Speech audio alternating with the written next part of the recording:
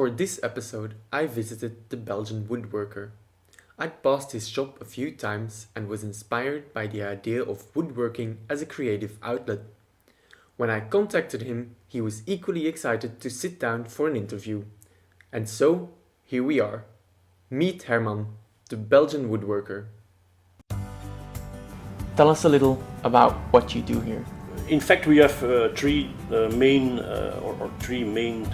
sources of income. First of all, we make furniture. It's always furniture on demand, so we don't have any stock. People come to us, they have an idea for a project, and then we work it out together. And apart from the furniture, we also give workshops here in traditional woodworking. And the third pillar that we want to work on is a makerspace. Leuven is a small city. A lot of people live on a small apartment. They don't have any room to put in a workbench or start woodworking in their apartment. So what we want to do is make a makerspace that people can just rent a bench for, and they pay a monthly fee, and they can come and work here whenever they want to.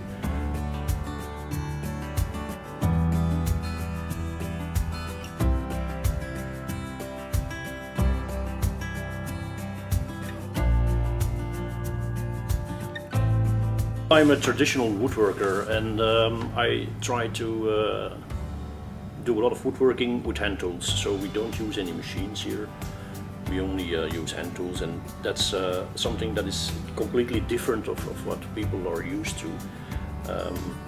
If you look at furniture makers in Belgium, they all use power tools and they all use a lot of machines to produce their furniture. But if you look at the United States, Canada, the UK, a lot of woodworkers are going back to the pre-industrial periods, and they only use hand tools, even professional woodworkers.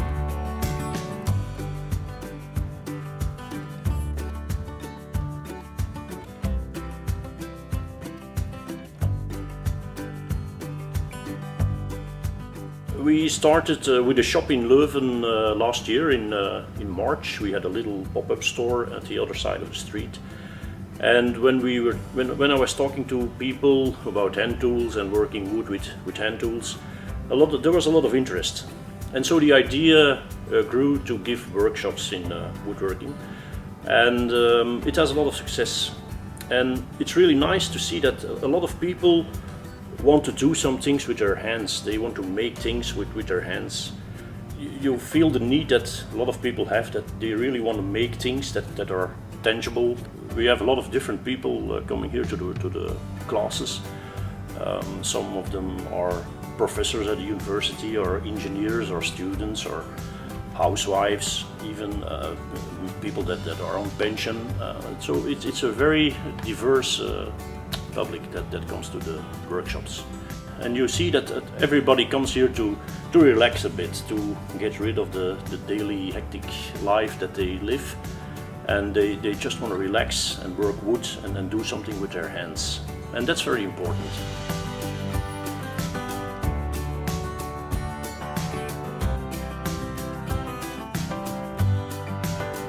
The distance between the maker and the product has become so big. A lot of products, nobody knows where they come from, how they are made, and there is no link between the maker and the user. And that's something that we want to change. If you buy furniture that is made by hand, by someone you know, it's completely different than when it comes from the other side of the world. We use solid wood, we only use solid wood. We have some local millings. This is oak wood that comes from the Ardennes, and it's a very small family-run business, and they have a lot of woods that they can get their wood from. The woodlands that they really protect it. They know which trees to cut when, and they have a long-term vision.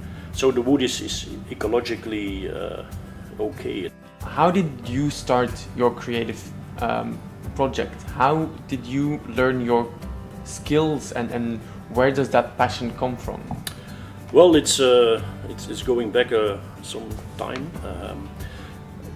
It all started when I was probably around 15 or a bit older, and I started collecting old tools. I was always fascinated by woodworking tools, and especially the hand tools. And I started a collection. It started with a couple of chisels and then a few planes, and then it continued. And I now have a very big collection of woodworking tools, old tools that I always collected. But it started with collecting the tools on itself because they are very beautiful, and I started restoring them and cleaning them up. But then I was also interested in how did they used to work with it, and so I have a lot of books that I have read about woodworking tools, and a lot of knowledge comes from those books. The last couple of years, the internet it has given a lot of new opportunities. Especially YouTube. There is an enormous amount of movies that you can watch. You can watch them for the rest of your life. It's endless, and there are a lot of good woodworkers spread all over the world, and some of them have really great films on how to make things and how to use the tools, how to sharpen them, and there are a lot of good examples that you can follow and where you can learn a lot from. So it's endless. You can fill up your days just watching all those movies. I think at the moment everybody can learn everything about something. It's no problem at all. Just grab yourself some books, search the internet, watch movies and practice. That's very important. For those that really want to work with handmade tools, as you do, how can they get those tools, and where can they find those tools? Well, that's something, there are two ways. You can either start with second-hand tools or old tools that are available everywhere. Especially in Belgium, there are a lot of flea markets where you can go to, where you can find them. There are second-hand sites online where you can buy a lot of tools, where I get most of my tools from those sources. But you can also work with new tools, and that's no problem at all. For example, when we started the school here, the woodworking school, I did a lot of research to find out what tools were the best price quality for our school here. So you don't have to spend a lot of money to start with woodworking. You only need 20 tools maybe, a few chisels, a few good saws, and a couple of planes, and you can get started. And a workbench, you can make it yourself, or it's not that difficult. As a last, more personal question, what do you take most pleasure in working with your tools or working with the wood? That's a difficult question. It's a combination, of course.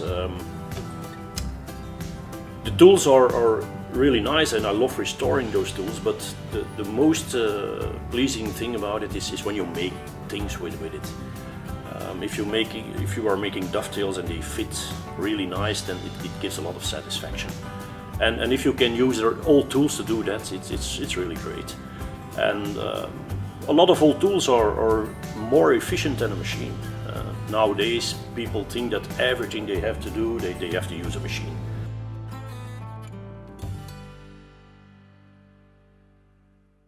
Did you enjoy this video? Give it a thumbs up, subscribe if you haven't already, and don't forget to check out the website of the Belgian Woodworker. I will leave a link in the description below.